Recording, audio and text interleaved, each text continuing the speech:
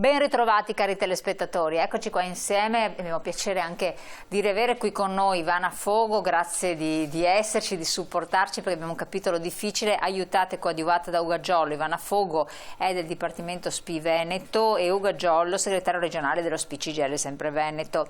Allora parliamo, lo vedrete nella copertina, delle RSA e come premessa. Adesso Ivana spiegherà cosa sono le RSA e ci dà due informazioni perché giustamente voi date dei nomi a delle cose che non conosciamo. La tempesta perfetta e spieghiamo perché la tempesta perfetta. Comunque è un capitolo di trasmissione molto interessante, molto importante, che riprende temi che abbiamo già affrontato insieme ai nostri ospiti in minor tempo. Questa volta ci dedichiamo un po' di più e cerchiamo di spiegare anche meglio.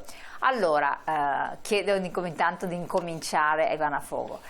Per i non addetti ai lavori, casa di riposo, RSA, insomma, cosa sono? Sì, proprio in due parole, perché a volte per i non addetti ai lavori è un po' complicato capire la differenza. Sono delle residenze per gli anziani, le chiamiamo casa di riposo, RSA. Sarebbe più corretto chiamarle centro servizi anziani, ma insomma diciamo che noi oggi ci concentriamo soprattutto su quelle che comunemente vengono chiamate case di riposo. Private e pubbliche? Private e pubbliche, che sono delle strutture, di fatto sono, così ci capiamo bene, sono delle strutture residenziali. Cosa vuol dire? Vuol dire che chi entra rimane H24. Perfetto, ma quindi RSA non necessariamente vuol dire pubblico, RSA può essere anche il privato. Può essere anche privato, i centri servizi possono essere pubblici e privati. Poi, quindi stiamo abbracciando tutto il mare magno delle tutta strutture. La residenzialità, tutto dove vivono, no? Assolutamente. E dicevo pubbliche e private, naturalmente private accreditate anche, ecco, che è un'altra parola che ancora che spesso si sentono dire, no? Comunque la cosa fondamentale da dire, poi vedremo, a noi piaceva molto il titolo RSA, la tempesta perfetta, poi vediamo il perché, ma diciamo che quello che è importante tenere presente è che è il cittadino, è la persona che sceglie il luogo dove andare, pubblica o privata. Poi vediamo come si entra e vedremo la differenza, naturalmente ci sono differenze dirette di pagamento, diciamo, sì. No? Ecco, e lo vedremo. Noi abbiamo intitolato questa puntata La tempesta perfetta perché, come si sente dire spesso, il mondo dell'anziano, insomma, dove intendiamo le persone over 65, ci sono tutta una serie di problematicità legati indubbiamente all'età, ma legati anche a tutta un'altra serie di fattori. Nella slide successiva abbiamo proprio fatto... ha visto tutti i fattori che tutti sono i fattori concomitanti. Per cui noi dichiariamo, insomma, diciamo che è una tempesta perfetta, no? Che sono tutti fattori che non aiutano, ma in realtà fanno emergere le criticità di questa... Allora, diciamoli perché magari è scritto anche in piccolino. Sì, lo leggo velocemente. Quella fondamentale, l'abbiamo detto centinaia di volte, popolazione sempre più anziana. Qua insomma non serve che io spieghi, l'abbiamo sottolineato tantissime volte, sapete che insomma l'indice di invecchiamento è ormai altissimo, nel senso che è il rapporto, ecco questo diciamolo, è il rapporto tra la popolazione over 65 e i ragazzi da 0 a 14 anni. Okay?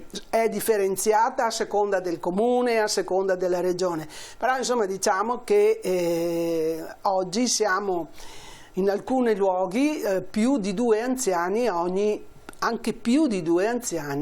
ragazzo 0-14, quindi se andiamo a vedere, avevamo presentato delle altre slide in un'altra trasmissione dove 50 anni fa era l'esatto contrario naturalmente, sì. No? E qui abbiamo, ma lo sentiamo dire sempre, quindi popolazione sempre più anziana, aumento degli anziani non autosufficienti e anche qua per un'autosufficienza ha una gradualità, quindi non tutti hanno la stessa non autosufficienza, però naturalmente sono delle ridotte capacità che possono essere fisiche o anche mentali, diciamo, no?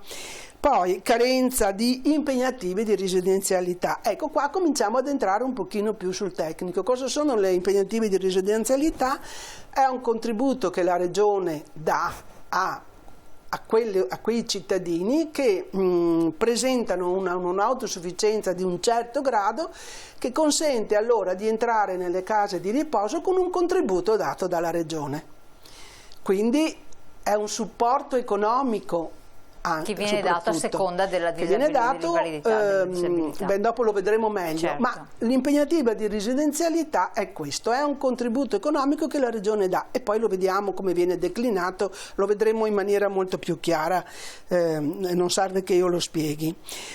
Crescita continua dell'offerta privata. Ecco qua, abbiamo toccato, prima abbiamo detto strutture pubbliche e private. E noi stiamo insomma vedendo che oggi si costruiscono esclusivamente, nel nostro Veneto, si costruiscono esclusivamente strutture private, e poi andremo, accreditate sicuramente, ma poi andremo a vedere anche provincia per provincia, un po' anche di corsa, il rapporto. Perché in alcune province abbiamo che magari abbiamo il doppio delle strutture private rispetto alle pubbliche, se non addirittura di più, ma poi lo vedremo. Rette in aumento, ecco qua l'impegnativa, il costo per entrare in una casa di riposo. L'impegnativa di residenzialità aiuta perché il contributo che la Regione dà per la parte sanitaria, certo. Ma comunque insomma sono in costante aumento, e poi vedremo anche la ragione. Dentro alle case di riposo, come a tutte le altre strutture sanitarie o sociosanitarie, insomma, abbiamo carenza di personale. Questo è un problema che attraversa in maniera appunto trasversale tutte le nostre strutture, ma qui insomma voi capite che per la tipologia di persone a cui noi ci si rivolge è uno dei problemi. Quindi l'insieme di tutte queste criticità secondo noi ha creato una serie di difficoltà. Naturalmente, per cui noi vediamo che rispetto a tutte le, adesso se andiamo avanti vediamo intanto la situazione la in nostra, Veneto. Chi siamo noi, che popolazione abbiamo in Veneto. Sapete che in Veneto insomma siamo oltre 4 milioni di abitanti, ma di questi 328.000 sono over 65. E sono 328.000 over 65 non autosufficienti. Mi pare che quella è una slide che è un'altra, sì, quindi sarebbero i numeri in Veneto, oltre 328.000 over 65, 28,4% della popolazione over 65. Questa è tra l'altro la relazione sociosanitaria Regione del Veneto 2023, eccola qua. Sì. Ecco, questa è quella i 328.000 over 65 non autosufficienti. Perché gli over 65 sono di più, ok? Ma questi sono quelli non autosufficienti, naturalmente con un grado di non autosufficienza differenziato, e poi vediamo perché e come viene certificato il grado di non autosufficienza. Naturalmente, come hai detto tu, non sono dati nostri, sono dati recentissimi della Regione del Veneto. No, ma è bene sottolineare la fonte, perché poi abbiamo avuto sì, anche alcuni che hanno detto: ma questi numeri da che li prendono fuori? No, sono fonti ufficiali. No, la Regione del Veneto ha fatto una relazione, lo fa tutti gli anni, questi li abbiamo proprio presi dall'ultima relazione, tra le altre robe è una relazione corposa dove dentro si trovano tantissimi dati che noi insomma analizziamo e li riportiamo, perché meglio della Regione chi ci può essere. Collegati al problema della non autosufficienza abbiamo voluto mettere anche il numero delle badanti, che sono quelle che assistono, quelle persone che assistono i nostri anziani quando non entrano nelle RSA, ma sono un grande supporto, a volte l'unico supporto che la famiglia ha. Certo. O che l'utente ha, perché anche qua bisogna vedere, abbiamo le famiglie alle spalle o c'è, quindi insomma sono 80.000 badanti, vedete che è un numero davvero elevato, di cui circa 30.000 con contratto. Questa la fonte è l'Università la Bocconi, da una indagine che fece nel 2018. Anche qua insomma ci sarebbe molto da dire, no? Perché vuol dire che le altre 50.000, se questi numeri sono corretti, sono in nero, e questo è un problema grandissimo per le persone, ma anche, io dico, per le famiglie, mi permetto di dire. L'altra questione è questa: quando una famiglia ha bisogno di una assistente familiare, che chiamiamo insomma badante, quella famiglia si trasforma in un datore di lavoro.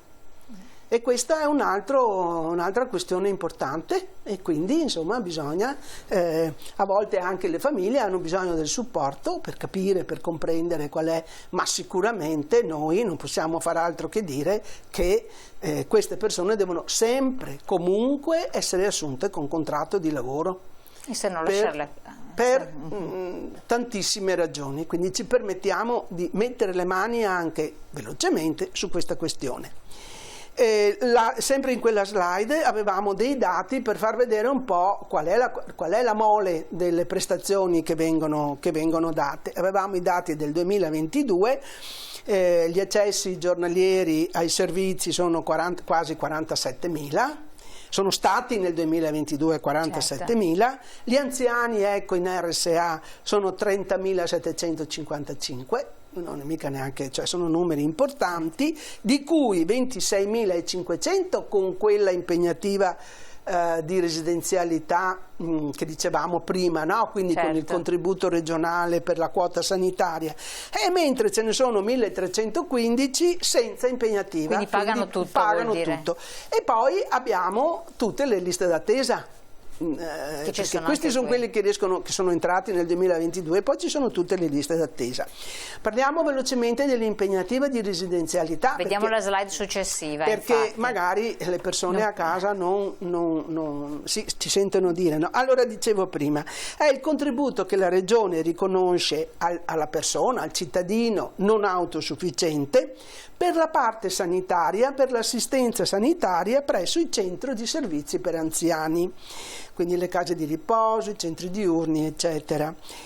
Qui c'è stata una novità. Una volta erano due le impegnative, i due livelli le due somme insomma che venivano giornaliere, che venivano date alle famiglie in base alla gravità dell'utente, della persona.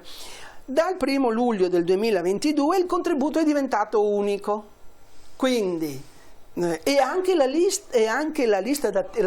graduatoria, scusate, è diventata unica, per cui il contributo è di 52 euro al giorno, pari a 1.560 euro al mese. Come si fa a ottenere questa impegnativa di residenzialità? Quali sono i criteri? Allora, prima di tutto noi insistiamo molto nel dire che le famiglie, o l'utente, diciamo la famiglia, la persona che si occupa della persona anziana, del non autosufficiente, è bene che si rechi presso le strutture, perché non è vero che non c'è niente, c'è molto poco, ma bisogna andare a ricercare come si fa ad entrare nella rete dei servizi. Allora, naturalmente il medico di base è la persona più indicata, di solito è anche la più vicina, o comunque il distretto sociosanitario del proprio territorio. E lì c'è il punto unico di accesso, e lì si incomincia il percorso, che di solito comunque parte dal medico di base, perché bisogna prima di tutto individuare l'invalidità e il grado di invalidità, e quindi attraverso il medico di base si fa la richiesta della certificazione dell'invalidità. Quindi un ruolo molto importante il medico di medicina generale. Medico di base, sempre. Medico di medicina generale, insomma, ci sono problemi, si fa fatica, sono meno, ci sono delle zone dove il medico non c'è più. Passare da lui. Però bisogna, io dico sempre, insomma, fate di tutto per incrociare il medico di base, il quale di solito, quasi sempre, insomma, individua, comincia il processo e sa anche indirizzare le persone. che cosa avverrà? Che su richiesta della certificazione dell'invalidità viene costituita questa c'è una parola difficilissima, ma insomma l'unità di valutazione multidimensionale distrettuale, cioè è una commissione e lì dentro ci sono, di solito c'è il medico di base, c'è uno specialista, ci sono gli assistenti sanitari, sociali. Ma che hanno a che fare direttamente con la persona. Certo, perché quella commissione valuterà quella persona, quel cittadino, e darà poi la commissione darà appunto la scheda, quella che sentiamo noi, diciamo sempre, la scheda SVAMA, cioè è la scheda di valutazione multidimensionale dell'adulto e dell'anziano, cioè verrà valutato. E poi viene scritta questa scheda, compilata questa scheda, e in base a quella si capisce che contributo si potrà ricevere. Da quella esce un punteggio, lì dentro esce la SVAMA, insomma, individua il profilo di non autosufficienza attraverso un punteggio, perché darà una valutazione, sono dei parametri, si fa poi, insomma, quindi c'è una commissione e lì esce la gravità della non autosufficienza. E di conseguenza il contributo che può essere erogato. E di conseguenza a quel punto lì, quando si ha in mano questa SVAMA, si può accedere, è quella che consentirà di accedere alla casa di riposo, all'RSA, sulla base delle graduatorie. E ci sono le graduatorie. Perfetto. Ovviamente quando l'autosufficienza è più grave prima più possibilità c'è di accedere. Interrompo un attimo, abbiamo la pubblicità, per cui adesso vediamo quante il problema di queste impegnative di residenzialità, se sono sufficienti oppure no in base alle esigenze, alle domande che effettivamente vengono emesse. Parliamo di questo sempre sul canale 19 dopo la pubblicità, tra pochi secondi.